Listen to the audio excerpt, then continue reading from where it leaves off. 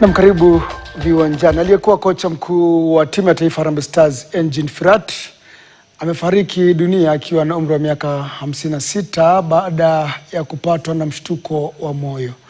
Na kwa mujibu wa klabu ya ligi kuu ya Lebanon Nejme SC ambayo alikuwa akifunza hadi kifo chake, Firat alidaiwa kuanguka katika uwanja wa ndege wa mjini Istanbul muda mfupi baada ya kuwasili kutoka Beirut. Engin Firat alikuwa kocha wa timu ya taifa Harambee Stars kwa muda wa mwaka 2021 hadi mwaka 2024 pale walipotalakiana na shirikisho la soka nchini FKF.